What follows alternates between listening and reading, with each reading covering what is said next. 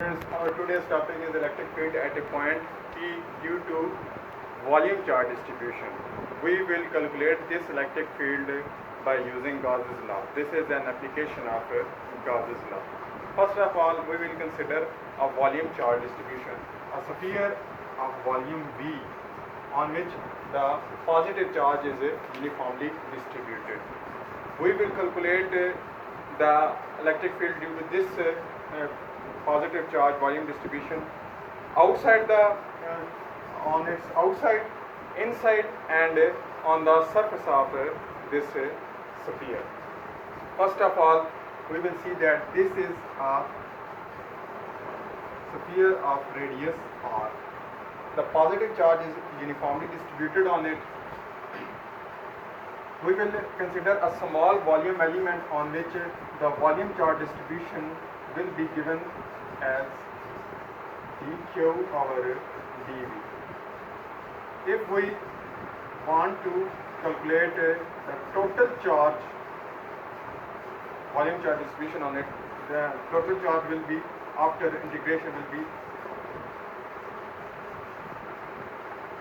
and if r is the radius of this sphere, then the volume of this, after integration, the value of volume will be 4 by 3 pi r cube.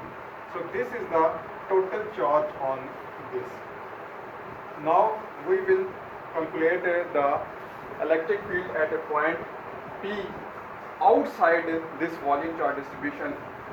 Let us consider that this is a Gaussian surface, and we want to calculate the electric field at a point P here, which is at a distance small r from the center of this sphere.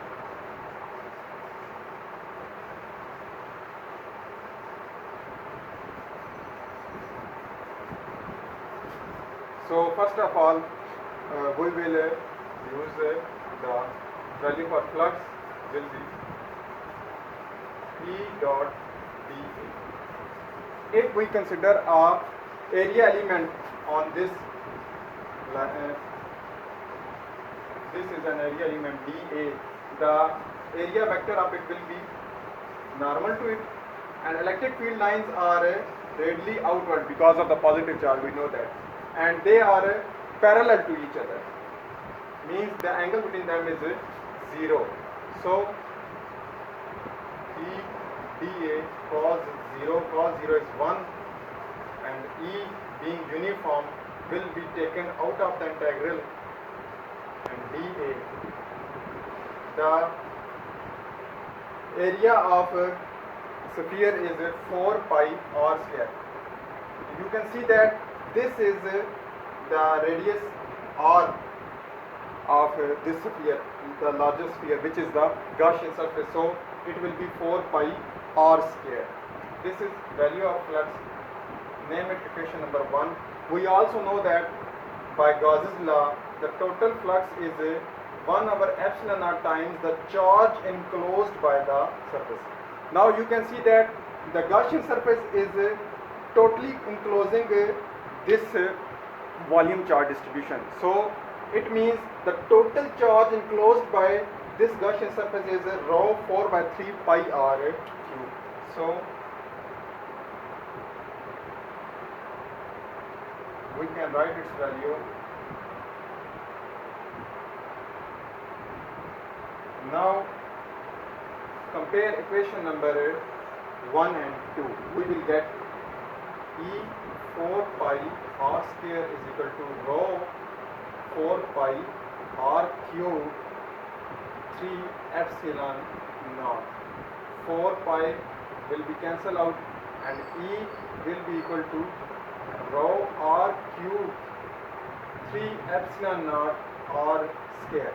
This is electric field outside, at a point outside the volume charge distribution.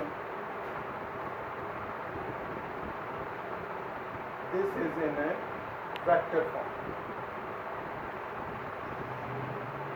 Now we will consider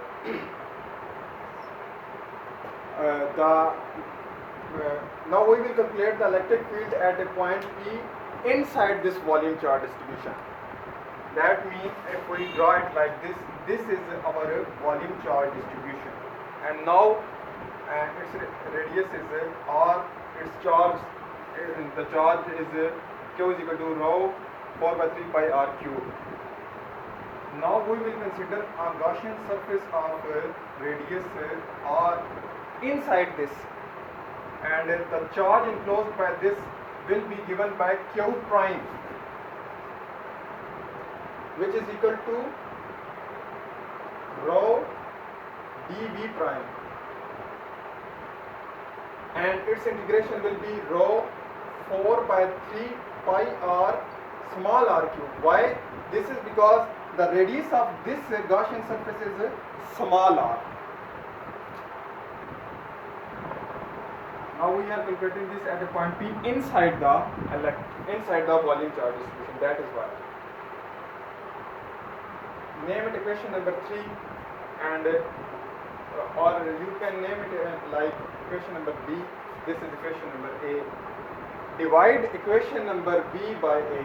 Dividing equation B by A, we will get q prime over q is equal to rho 4 by 3 pi r cube divided by rho 4 by 3 pi r capital Q. Rho will cancel out with rho, 4 by 3 will be cancelled out, pi will be cancelled out, q prime will be equal to q r cube over r cube. This is the charge now enclosed by this small Gaussian surface, which is inside the volume charge distribution, and because of it the electric flux will be, the value of electric flux will be by using this equation E dot dA. Again, the area element and the electric fields are parallel to each other. That is why the angle between them will be 0 degree. So we will simplify it E dA, and now its integration will give us 4 pi r square, the area of a sphere, this sphere, the value of Gaussian surface sphere. We will compare it, name it equation number 3, and also we have by Gauss's law the charge enclosed divided by the epsilon naught. Now we will compare these two equations, and we will get E 4 pi r square is equal to q prime epsilon naught. After putting the value of q prime, we will write it here because of the lesser space. E 4 pi r square is equal to, by putting the value of q prime. Why we are putting the value of q prime? Because this is the charge enclosed by the Gaussian surface inside the volume charge distribution. Now putting the value of q prime, q r cube over r cube and epsilon. So E will be equal to r square will cancel out with this, it will remain like r QR over 4 pi epsilon naught r cube. This is the value of electric field at a point P due to volume charge distribution inside the volume charge distribution. In vector form, we can write it like q r 4 pi epsilon naught r cube r unit. Now at the surface of volume charge distribution, inside the volume charge distribution, its value is this. For surface, we have to put the value small r is equal to r in this equation. On the surface, if you want to calculate on this surface, here on this surface, r capital will be equal to small r. So our value will become E vector is equal to q r capital 4 pi epsilon naught r cube r unit vector. R will be cancelled with this r. So our value will become E is equal to k. This is 1 over 4 pi epsilon naught is k, and q over r square. Or you can, if it is putting in the equation in the book, it is putting the small r equal to r, then no issue. Its value will be E is equal to kq over r square or unit vector.